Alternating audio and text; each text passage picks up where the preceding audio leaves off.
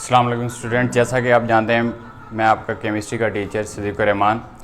देखिए बेटा, हमने फर्स्ट ईयर चैप्टर 1 केमिस्ट्री हमने स्टार्ट की थी और माशाल्लाह हमारा आज 7वां लेक्चर है जिसका हमारा टॉपिक है mess spectrometry.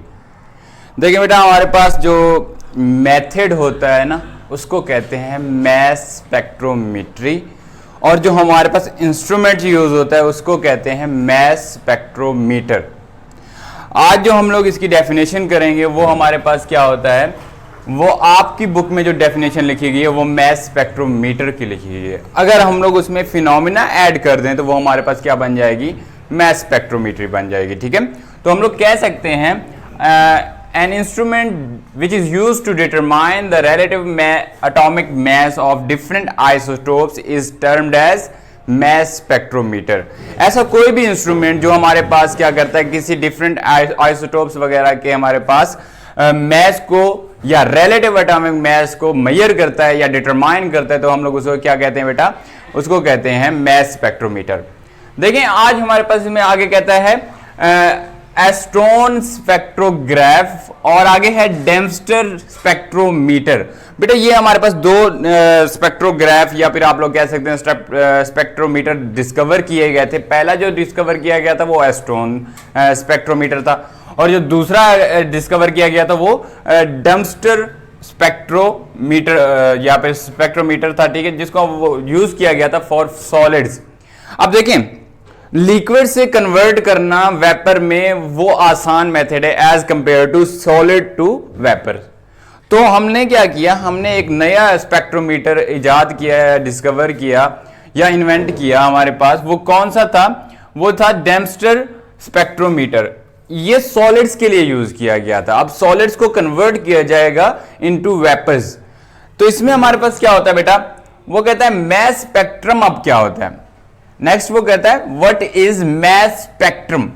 But spectrum mostly कहा जाता है हमारे पास ग्राफ्स को।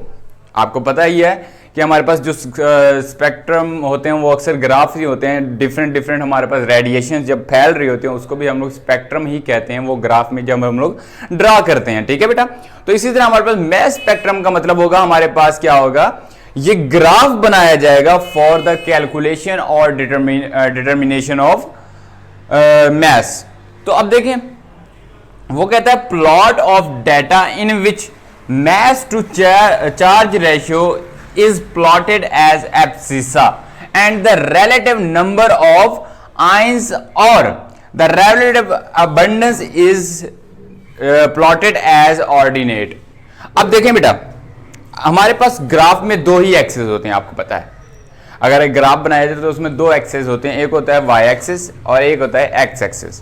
बेटा एक्स एक्सिस को हम लोग कहते हैं एब्सिसा, और एब्सिसा पे आपने कौन सी चीज रखनी है, मैस टू चार्ज रेशियो को रखना है।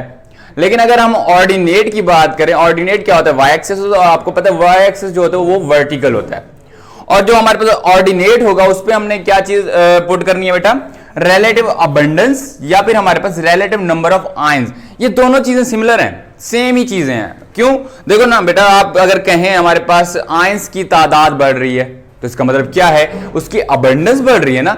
तो हम लोग कह सकते हैं relative number of ions is equal to relative abundance.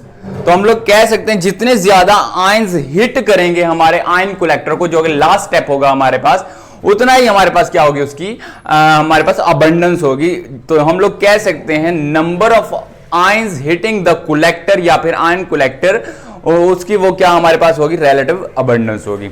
अब बात करते हैं हमारे पास किस तरह का ग्राफ होता है। देखें जरा बेटा, हमारे पास ये वर्टिकल हमारे पास एक एक्सिस है, इसको हम लोग ऑर्डिनेट करते हैं, और ये हमारे पास हॉरिजॉन्टल जो है उसको क्या कहते हैं, एब्सिसा कहते हैं।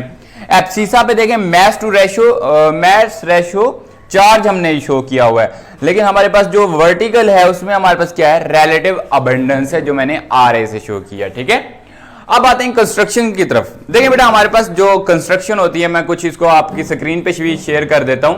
तो देखें हमारे पास इसको, इस स्क्रीन पे आप देखें हमारे पास क्या है बेटा, हमारे पास पहला जो चैम्बर होता है वो हमारे पास वेपराइजेशन चैम्बर होता है, जिसमें हम लोग क्या करते हैं, बहुत ज्यादा हीट या फिर हम लोग बहुत ज्यादा टेम्परेचर प्रोवाइड करके हम लोग उसको वेपर्स में कन्वर्ट करते हैं किसी भी सब्सटेंस को। नेक्स्ट हमारे पास होता है बेटा उसमें आयोनाइजेशन चैम्बर, जिसमें हम लोग इलेक्ट्रॉन बीम को हिट करवा के किसी भी गैस या किसी भी सब्सटेंस पे या वेपर्स जो भी हमने ऑब्टेन किए थे उसको हमने क्या करना होता है, उस पर हिट करवाना होता है और हिट करवा के आयंस में कन्वर्ट करना होता है, जिस तरह आपने 9th क्लास में पढ़ा था डिस्कवरी ऑफ प्रोटॉन्स में। ठीक है, नेक्स्ट हमारे पास होता है एक्सेलरेटिंग प्लेट। एक्सेलरेटिंग प्लेट क्या होती है बेटा? एक्सेलरेटिंग प्लेट हमारे पास होती हैं जो कि हमारे पास नेगेटिव चार्ज रखती हैं। वो क्या करती हैं, पॉजिटिव आयंस को अपनी तरफ अट्रैक्ट करती हैं। जब अट्रैक्ट करेंगी तो वो क्या होगा बेटा, तेजी से मूव करेगा, एक्सेलरेट करेगा। नेक्स्ट हमारे पास होता है बेटा मैग्नेटिक फील्ड। मैग्नेटिक फील्ड का क्या काम होता है? मैग्नेटिक फील्ड बेसिकली हमारे पास किसी भी चार्ज को क्या करती है बेटा, उसको सर्कुलेट करती है एक पाथ में। तो ये क्या करेगा, ये उसको सर्कुलेट करके हमारे पास एक रेडियस बनाएगा, जिसका जितना ज्यादा रेडियस होगा उसका हमारे पास क्या होता है बेटा, मैस उतना ज्यादा होता है। तो हम लोग कह सकते हैं जिसका ज्यादा मैस होगा उसका ज्यादा रेडियस होगा। तो इस तरह वो डिफरेंट रेडियस के अकॉर्डिंग ही जाके फॉल करेंगे आयन कलेक्टर पे। नेक्स्ट हमारे पास होता है बेटा इसमें इलेक्ट्रोमीटर या आयन कलेक्टर कहा जाता है। जिस आयन कलेक्टर बेटा क्या होता है, हमारे पास जो लास्ट में हमारे पास एक पोर्शन होता है ना, ये आपको नजर आ रहा है इस स्क्रीन पे, तो हमारे पास क्या होगा, वो लास्ट पोर्शन जो होगा उसको हम लोग आयन कलेक्टर कहेंगे। वहां पे जाके आयन हमारे डिपॉजिट होना शुरू हो जाएंगे। ठीक है, तो हर एक आयन जो मैस रखता होगा, डिफरेंट मैस रखता होगा, वो जाके डिफरेंट प्लेस पे अपने एक पीक बनाता जाएगा। जिसकी पीक सबसे ज्यादा होगी बेटा वो हमारे पास क्या होगा, उसकी रिलेटिव अबंडेंस ज्यादा होगी। अब बात आती है हमारे पास, जरा अब मैं स्क्रीन को क्लोज करने लगा हूं। इस स्क्रीन के बाद हमारे पास व्हाइट बोर्ड की तरफ आते हैं। तो जरा देखें बेटा, हमारे पास व्हाइट बोर्ड पे मैंने वही कंस्ट्रक्शन इसकी देखें। कंस्ट्रक्शन में पहला हमारे पास क्या है, वेपराइजेशन चैम्बर है। दूसरा हमारे पास है आयोनाइजेशन चैम्बर, और तीसरा हमारे पास है एक्सेलरेटिंग प्लेट्स, और फोर्थ है हमारे पास मैग्नेटिक फील्ड जो कि हमारे पास सर्कुलेट करेगी, और जो हमारे पास नेक्स्ट है वो हमारे पास है फिफ्थ इलेक्ट्रोमीटर भी इसको कहा जाता है, आयन कलेक्टर भी इसको कहा जाता है। ठीक है, इलेक्ट्रोमीटर का मतलब क्या होता है बेटा, जब आयंस फॉल करते हैं हमारे पास इलेक्ट्रोमीटर पे, तो हमारे पास क्या होती है, इलेक्ट्रिसिटी जनरेट होती है। वो जो छोटा सा हमारे पास इलेक्ट्रिसिटी या करंट जो होता है वो जनरेट होने की वजह से हमारे पास पता लगता है कि कितने आयंस इस पे डिपॉजिट हो चुके हैं। ठीक है, वर्किंग की तरफ आते हैं। वर्किंग जो बहुत इंपॉर्टेंट है हमारे पास। फर्स्टली हमारे पास क्या किया जाता है, सब्सटेंस को वेपराइज किया जाता है, जिसका प्रेशर जो होना चाहिए वो वेरी लो होना चाहिए। अब ऐसा क्यों किया जाता है, ताकि हमारे पास वेपर्स के अलावा कोई और गैस उसमें ना हो। अब देखें ना, प्रेशर लो कैसे किया जाएगा, गैस को उसमें से बाहर पंप किया जाएगा, यानी कि बाहर निकाला जाएगा। तो हमने एक वैक्यूम बनाना होता है। वैक्यूम क्यों बनाना होता है बेटा, क्योंकि हमारे पास सिर्फ और सिर्फ वहां पे वेपर्स ही मौजूद होने चाहिए, कोई और चीज हमारे पास आयोनाइज ना हो जाए। तो इसलिए हम लोग क्या करते हैं बेटा, उसको पहले वैक्यूम में तब्दील कर देते हैं।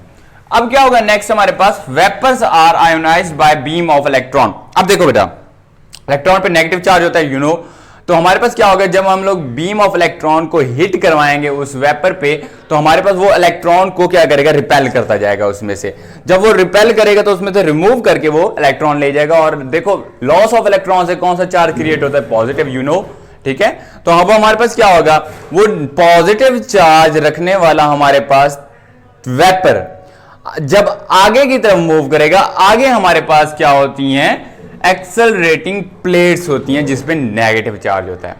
उन पे स्ट्रॉन्ग नेगेटिव चार्ज होने की वजह से वो उनको अट्रैक्ट करता है। जब वो अट्रैक्ट करता है तो वो क्या होती है, स्पीड में फुल वेलोसिटी के साथ हमारे पास क्या आ जाती हैं, आगे मूव कर जाती हैं जो भी वेपर्स होंगे हमारे पास।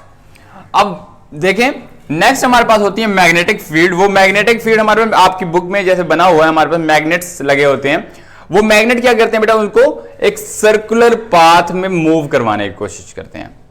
जिसका ज्यादा हमारे पास मैस होगा उतना ज्यादा उसका रेडियस होगा।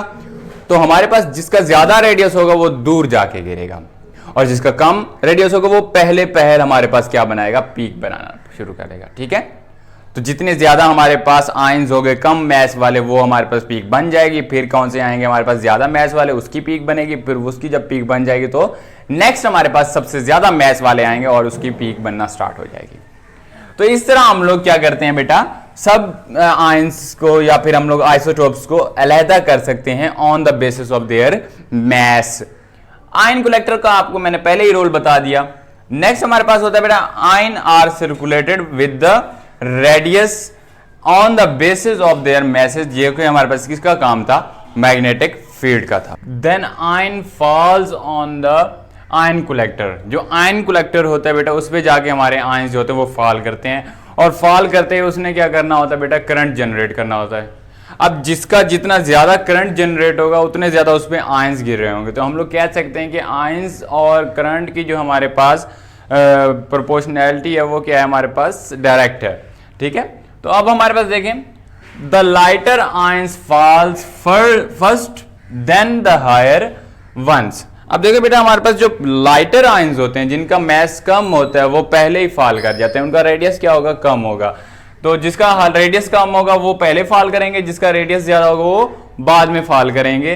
तो हमारे पास देखो मैथमेटिकल फॉर्म है हमारे पास, वो क्या कहते हैं, mass to charge ratio is equal to H square, जो कि हमारे पास क्या होता है, मैग्नेटिक फील्ड होती है, रेडियस आर स्क्वायर रेडियस, और 2e जो होता है बेटा ये हमारे पास क्या होती है, इलेक्ट्रिक फील्ड होती है। अगर हम लोग बेटा क्या करते हैं एच की मिकदार यानी कि मैग्नेटिक फील्ड को अगर हम लोग बढ़ाते हैं तो हमारे पास रेडियस जो होगा वो क्या होगा, वो कम होगा, क्योंकि इनका आपस में इनवर्स रिलेशनशिप बनेगा। वो कैसे, अगर हम लोग आर को इस साइड पे ले आते हैं, यहां पे मल्टीप्लाई हो रहा होता है तो यहां पे क्या होगा, डिवाइड होगा। तो हमारे पास इनका रिलेशनशिप क्या बनेगा आपस में, वो इनवर्स बनेगा। लेकिन अगर देखा जाए हमारे पास इलेक्ट्रिक फील्ड और रेडियस का, अगर मैं क्या करता हूं इलेक्ट्रिक फील्ड को इधर ले आता हूं तो हमारे पास रेडियस और इलेक्ट्रिक फील्ड का डायरेक्ट रिलेशनशिप बनेगा। ऐसा क्यों होता है, अगर हम लोग इलेक्ट्रिक फील्ड बढ़ाएंगे तो हमारे पास एक्सेलरेटिंग या एक्सेलरेशन इलेक्ट्रॉन्स का बढ़ जाएगा, या सॉरी इलेक्ट्रॉन्स नहीं बेटा, हमारे पास पॉजिटिव आयंस जो होंगे उनका एक्सेलरेशन क्या हो जाएगा, बढ़ जाएगा। जब एक्सेलरेशन बढ़ता है हमारे पास तो उसका रेडियस, उसका टर्निंग इफेक्ट बढ़ेगा। क्या बढ़ेगा, टर्निंग इफेक्ट बढ़ेगा। तो इसका मतलब टर्निंग इफेक्ट का मतलब है उसका रेडियस जो होगा वो ग्रेटर हो जाएगा। ठीक है, तो अभी ये हमारे पास क्या था, ये फार्मूला था, इस फार्मूले को आपने लाजमी याद रखना है, इससे आपके रिलेशनशिप पूछे जाएंगे कि हमारे पास कौन सा किसके साथ डायरेक्ट है और कौन सा किसके साथ इनवर्स है। अगर हम लोग मैग्नेटिक फील्ड को बढ़ाएंगे तो रेडियस पे क्या इंपैक्ट होगा, अगर हम लोग इलेक्ट्रिक फील्ड को बढ़ाएंगे तो रेडियस पे क्या इफेक्ट होगा। ठीक है बेटा, तो ये हमसे पूछे जाएंगे। आगे कहता है बेटा हमारे पास same process is done with the carbon 12। देखिए बेटा हमारे पास हमेशा कार्बन 12 को स्टैंडर्ड एटम लिया जाता है। जब हमारे पास स्टैंडर्ड एटम होता है उसके साथ हम लोग कंपैरिजन करके बाकी एटम्स या आइसोटोप्स का मैस कैलकुलेट कर सकते हैं। इसी तरह हमारे पास इस एक्सपेरिमेंट में भी हमने क्या करना होता है, कार्बन 12 का एक्सपेरिमेंट फिर डन करना होता है। उसके बाद हमारे पास क्या होता है, current strength of previous experiment, जो कि हम लोग पहले कर चुके थे किसी भी एलिमेंट का, किसी भी एटम का, किसी भी हमारे पास आइसोटोप का, अब उसका हमने कंपैरिजन करना है विद कार्बन 12। जितना भी करंट हमारे पास कार्बन 12 से पैदा हुआ होगा, क्रिएट हुआ होगा, उससे हमने कंपैरिजन कर लेना है किसका, जो भी हमारे पास दूसरा सब्सटेंस होगा। ठीक है, अब देखिए मैंने क्या किया, स्पेक्ट्रम बनाया है नियॉन का। नियॉन के हमारे पास 3 आइसोटोप्स होते हैं, नियॉन 20, नियॉन 21 और नियॉन 22 होता है। तो बेटा इसका हमारे पास क्या होता है, एक स्पेक्ट्रम क्या होता है, मैंने आपको पहले ही बताया था, एक प्लॉट ऑफ डाटा होता है जिसमें हमारे पास y एक्सिस जो होती है वो रिलेटिव अबंडेंस होती है और जो x एक्सिस होती है वो मैस ऑफ आइसोटोप्स होती है। बेटा एक बात हमेशा याद रखना, मैस टू चार्ज रेशियो लाजमी नहीं आप लें। ऐसा क्यों, मास टू चार्ज रेशियो जो हमारे पास होती है बेटा वो तब ली जाती है जब चार्ज जो हो वो सब आइसोटोप्स पे या सब आयंस पे डिफरेंट हो। लेकिन यहाँ पे अगर हमारे पास सेम चार्ज आ रहा है कि हर एक पे 1 का चार्ज है, तो आपको पता है चार्ज सेम है। जब चार्ज सेम है तो हम लोग क्या ले सकते हैं, सिर्फ मैस भी ले सकते हैं। जैसा कि हमारे पास 20 का मैस जो है वो 20 है, नियॉन 20 का, तो हमारे पास उसकी रिलेटिव अबंडेंस देखें क्या है, 90.92 है। तो देखें लाइटर मैस वाले हमारे पास पहले फॉल कर रहे हैं, वो इतना हमारे पास क्या करेंगे बेटा, करंट जनरेट करेंगे, और करंट जनरेट करते करते हमारे पास क्या हो जाएगा, ये पीक प्रोड्यूस हो जाएगी। ठीक है, अब देखिए नेक्स्ट की पीक जो है हमारे पास स्मॉल है, थोड़ी सी है, और उसके हमारे पास रिलेटिव अबंडेंस जो बन रही है वो 0.257% बन रही है। तो इसका मतलब जो हमारे पास 21 न्यून 21 मैच रखने वाले आइसोटोप्स थे वो कम थे, कम मिकदार में थे, वो कम आयंस थे। लेकिन अगर हम लोग 22 की बात करें वो 8.82% पाए जाते हैं। तो इसका मतलब हमारे पास इसकी रिलेटिव अबंडेंस कुछ ना कुछ होगी, कुछ ना कुछ हमारे पास इसकी पीक बनेगी। तो इसी तरह बेटा हमारे पास ये टॉपिक यहाँ पे क्लोज होता है। उम्मीद करता हूँ कि आपको ये वीडियो बहुत ही पसंद आई होगी। अगर आपको ये वीडियो पसंद आई है तो लाजमी बेटा इसको शेयर, लाइक और सब्सक्राइब करें। बहुत शुक्रिया। अल्लाह हाफिज़।